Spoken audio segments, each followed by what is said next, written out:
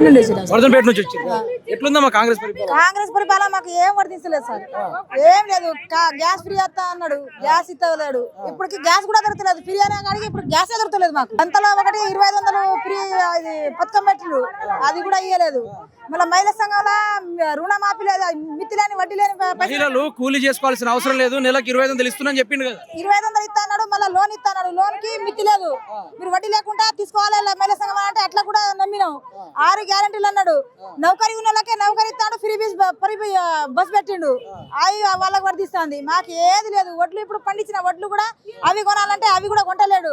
ఇప్పుడు ఏమైనా ఉన్నకే ఇస్తాడు, లేనానికి సున్నం పెడతాడు. ఇక మేము బీద రైతులు ఏం చేస్తున్నాం అంటే మాకు కడుపు కాలి ఇప్పుడు మాకు అదే ప్రభుత్వం రావాలని మళ్ళీ మేము కొట్లాడుతున్నాం.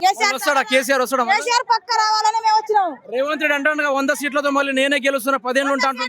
ఒక్క సీట్ వస్తేనే చాలా ఆయనకు, ఒక్క సీటు కూడా రాదు. అట్లా పరిపాలన చేస్తున్నాం మేము, ఎందుకంటే గోసపడినందుకు. అంతకు ముందు మేము ఊరియాకు నిలబడి నా కాలే ఇరిగింది. నాది కాలు ఇరిగితే ఇప్పటికి గోసపడుతున్నా నేను. అందులో మేము ఆయనకు సార్కే ఓటేస్తాం, సారే వస్తాడు మమ్మల్ని. మా ఆయనకు వాళ్ళు మాకు యాద్ చేసుకుంటాడు. మాకు ఫోన్ చేస్తే ఇంటికి వచ్చేది యూరియా బత్తలు. ఇప్పుడు ఇట్లాంటిది 2 రోజులు పోయినా ఒక బస్తా దొరకలేదు. అట్లా మా ఎమ్మెల్యే ఎస్ఎస్ మని ఆ దొంగ ఒక్కటి ఏం పరిపాలన చేయాలి మాకు.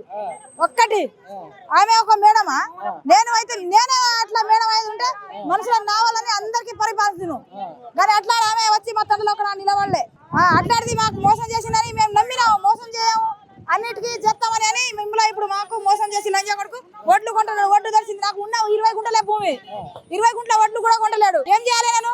ఇల్లు ఇస్తా అన్నాడు, ఇల్లు ఇయ్యలే. బిడ్డ పెళ్లి చేస్తే మళ్ళీ లక్ష్మి ఇస్తా అన్నాడు, తుల బంగారం అన్నాడు. అట్లా నమ్మినావు, అది లేదు.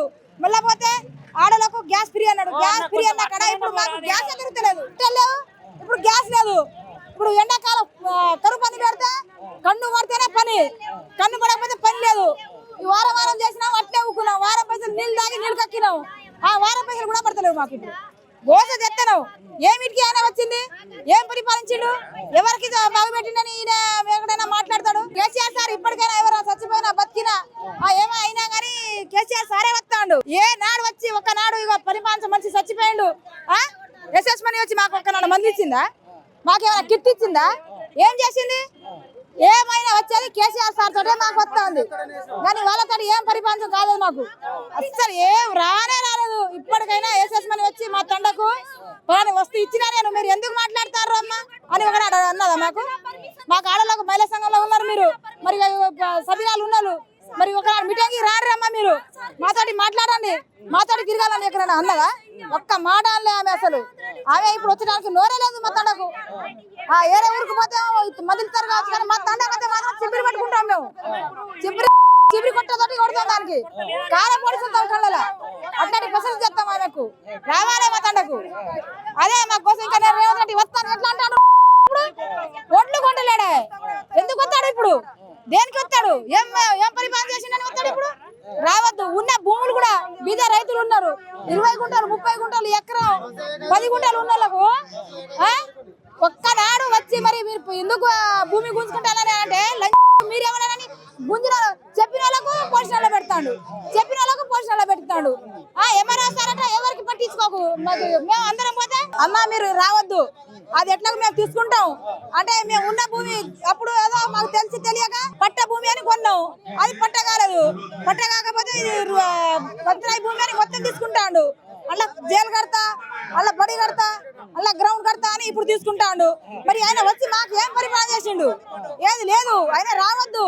ఆయన ఎక్కడ మీటింగ్ పెట్టినా కానీ మీటింగ్లో పోయి మాట్లాడి కొడతాం మేము, డైరెక్ట్ కొడతాం ఆయనకు. రేవంత్ రెడ్డి అంటేనే మాకు కోపం. ఇప్పుడు ఏ వస్తువు అయినా ఏమైనా కానీ చీరలు ఇస్తే కొంతమందికి ఇచ్చిండు, కొంతమందికి ఇవ్వలేదు. మాకు చీరలే రాలేదు. ఉన్న కాంగ్రెస్ పార్టీలో తిరిగిన వాళ్ళకే చీర ఇచ్చిండు, నాశనం వాళ్ళు టీఆర్ఎస్ పార్టీలో ఉన్న వాళ్ళకి చీర ఇవ్వలేదు. మళ్ళా పోతే ఏ రకాల అందరికి పంచకుండా అందరికి ఇచ్చిండు. మా తండ్రికి వస్తే ఏరు మంచి ఇచ్చిండు.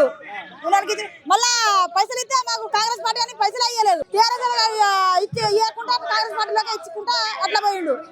మేము అందరం ఏం చేసినామంటే సార్ మనోళ్ళే కదా, ఏ పార్టీ వచ్చినా మన పార్టీ అనుకుందాం, కానీ మనకు బాగుపడే ప్రయత్నం చేద్దామని అంటే మా మాకు ఇప్పుడు ప్రాంతం చేయకుండా మొత్తం భూములు గుంజుకుంటాడు, ఒడ్లు కొంటలేడు. అంత గోసలో ఉన్నాం ఇప్పుడు మేము. సత్య బతుకలో ఉన్నాం. బిడ్డ పెళ్లి చేస్తే కన్యాలక్ష్మి అన్నాడు, కన్యాలక్ష్మి రాలేదు. చదివితే కూటి ఇస్తా అన్నాడు, కూటి లేదు.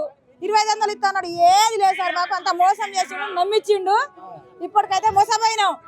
ఆయన రావాలంటే మేము ఓట్లు వేయం, ఇక వేయం. ఆయన దగ్గర రానియం. ఇక కాంగ్రెస్ వస్తే ఎవరు వచ్చినా కానీ కొట్టడం మొదలు పెడతాం ఫస్ట్, అంతే. స్వాగతం పలకరు. స్వాగతం పలకం. వాళ్ళని చూస్తేనే కోపం ఇప్పుడు. అట్లా గోస చేస్తున్నాం. ఈ గోసకు ఎవరు తట్టుకుంటారు? అప్పుడు మేము కేసీఆర్ ఉన్నప్పుడు పిండి బత్తకు పోయినామా, ఎక్కడైనా కూలికి పోయినామా మేము? కేసీఆర్ సార్ కరువు పనికి పోతే వారానికి ఒక నాడు డబ్బులు వేసేది మాకు. ఇప్పుడు నెల అయితే అంది చేయబట్టి ఒక్క రూపాయి వేస్తలేడు. ఎట్లా కట్టాలి మేము? మహిళా సంఘం అని అన్నాడు. మహిళా సంఘం ఇప్పటికే ఇయ్యలేదు ఆయన. మేము ఎక్కడి నుంచి కట్టాలి? ఒడ్లు కట్టలేడా? ఇట్లా ఏమో పైసలు ఇస్తలేడా? కరువు పని రాదు, ఒడ్లు పోదు. మేము ఎక్కడి నుంచి తెచ్చి కట్టాలి ఆయనకు? మళ్ళా బ్యాంకులకు పోతే మిత్తి ఎత్తాడు ఎక్కువ అయితే. ఇంత పరిపాలన గోస పెడతాడు. ఓకే.